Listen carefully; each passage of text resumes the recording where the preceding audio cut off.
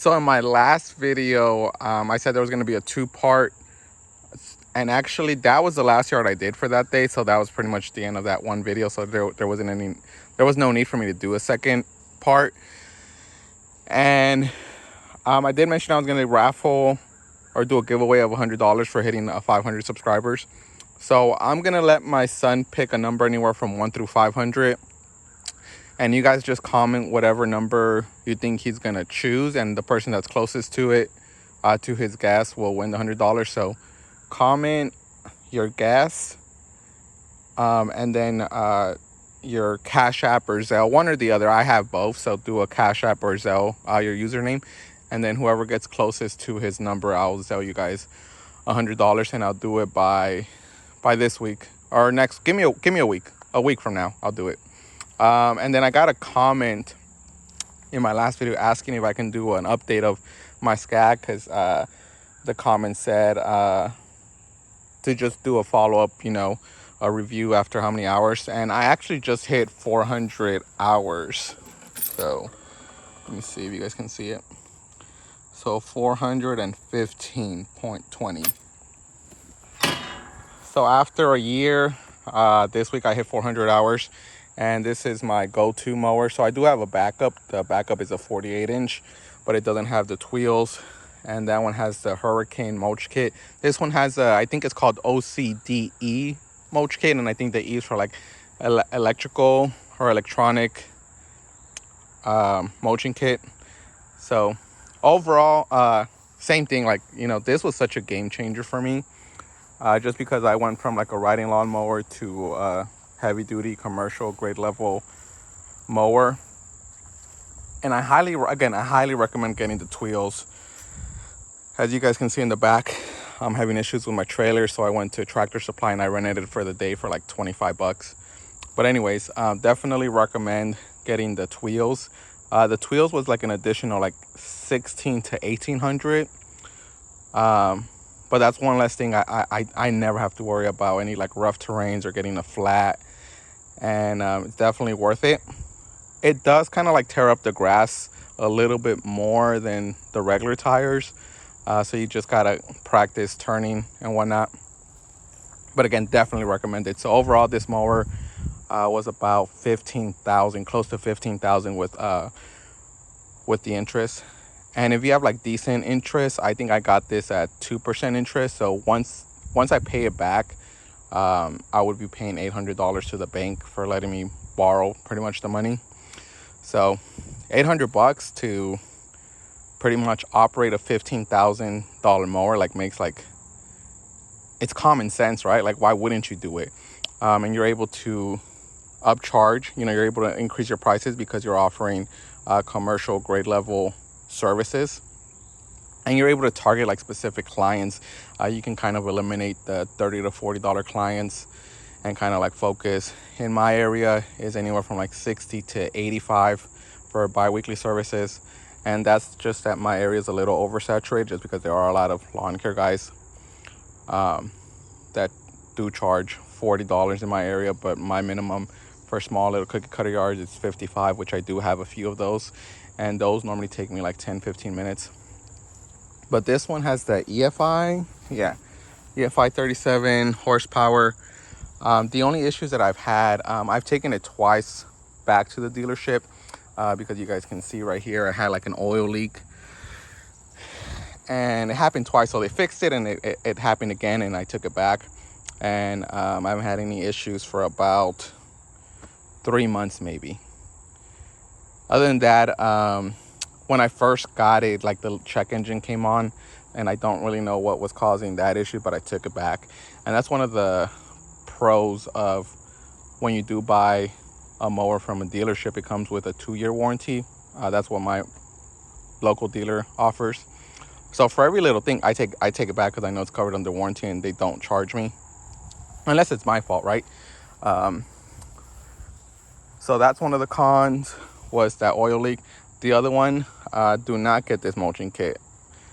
Definitely do not recommend it. Go with a shoot blocker. So I know, what is it? Like a Quick Shoot is one of the brands.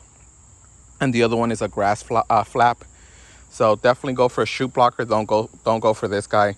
I've taken it 3 times back to the dealer because of the electrical issues. So one thing that is neat is that it's electrical. So this little red button up here, I'll open and close the flap. So see. So it's super easy, convenient. That way you don't get that many clippings on the flower beds, mulching beds, etc. But the reason why I hate it is because of this little gap right here, as you can see. So clippings are constantly shooting out of here. It's a little flimsy. And again, just the electrical. So I've taken it 3 times because it wouldn't open and close. And and normally they have to like order the part, and that takes like a week. And especially during summer, they're backed up. So then I think the last time I took it for that, they had it for like 2 weeks. And again, if you don't have a backup mower, you're kind of screwed. But luckily I had the 48, so I literally used the 48 this season for 2 weeks, just because this mower was in the shop for the mulching kit. And during winter I'll switch over to the 48 because it has the hurricane mulch kit, and then that one just like obliterates these leaves. And you can see, leaves are starting to fall. We're in mid-August, so the season's almost coming to an end. I started with 35 clients and I finished with 60. I could have gotten probably like 75, but this year I really focus on route density and getting rid of these clients that are nuisance, are very tedious, nitpicky. And when you start off, you're gonna take on all these clients because you're just happy to get the job, right?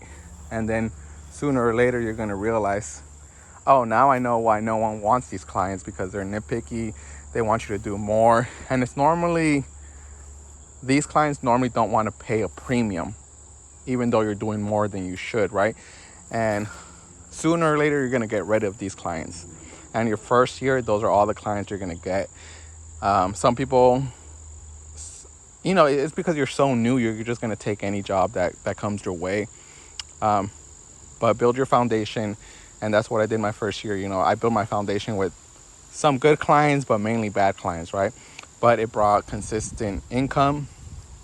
And this year I really focused on my route density and on getting rid of those bad clients. Now that I'm getting better clients, I know what clients I want to target. I know when I give a quote, the red flag. So if they bring up, oh, my last lawn care guy used to charge me $30-$40, and then you got to hit him with like, well, that's why he left, because he's charging you so little. He's going to go out of business. And that lawn care provider probably like it clicked from like, okay, I need to get rid of this client because it's a nuisance.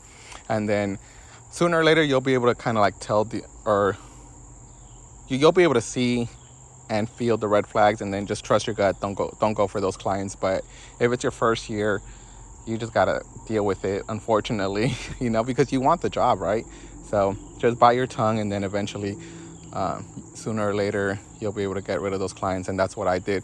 So this year I got rid of about 15 clients, and just this week I got rid of my last client that was a nuisance. His yard was very difficult. He always came out and wanted us to do a little bit more, and it was like a medium-sized yard. And this yard should take us, me and my worker, 20 to 25 minutes. And every time that we go there, it takes us like 40 to 45 minutes. And that's only because of all the little things that he keeps adding to our list. And I've had this client for 2 years, and I was like, you know what, enough is enough. So I shot him a text. I sent him a text message telling him that, this was the last service, given how, the layout of his yard and all the little details that he wants us to focus on. And then I just appreciate, I thanked them and told them, thank you for the opportunity, for the business. We appreciate it. And he got a little upset. He hit me with, I'm not even going into it. He got upset, but he was trying to gaslight me, and I just didn't respond. And I feel so much better letting go of these clients. And in the long run, you want to focus on clients that you don't even see, right? I have clients where I haven't seen their face or talked to them face to face in like 2 years, right? They go in there, they know that I do my work, or that my work speaks for itself. I send them an invoice, and then they pay for it. And I need to get to my grass this week. That's why it's a little overgrown, but V-Ride, Scag V-Ride 52-inch deck, definitely recommended. Stand on. It's more compact, so I've never used a sit down zero turn, but this is just more compact, right? So like you're gonna take less space, you still get the commercial quality, and I mean it just looks like a beast. You know, like I feel confident, I feel proud when I'm showing up to my client's property because I look professional. And again, you don't need, even if I had the 15,000, which I did, I still would have financed it because at 2% interest, you can use those 15,000 and use it somewhere else, right? Because 2% is so low, and they actually offer a 0% interest rate, but your credit score needed it to be like closer to like 750 or something. And at the time, my credit score was like in the low 700, so I didn't qualify for that, and I got the 2%. So go to your local dealer and see what interest rates they offer. And I would say if it's 2-3%, definitely get it, because my monthly payments are $320. So with like, as long as I cut like 8 properties in a month, those properties or 8 services will pay for this machine by itself. And obviously I'm doing more than that. And then if you do go this route, it's just going to increase your productivity. You're going to finish your yards a lot quicker. And again, you're able to charge a premium because you're using commercial grade level equipment. So anyways, I appreciate y'all. Like, subscribe, and make sure to comment whatever number you guys think my son will choose. He doesn't know I'm going to do this raffle, so I'm going to just record me telling him, and then whatever number he picks, we'll go from there. Peace.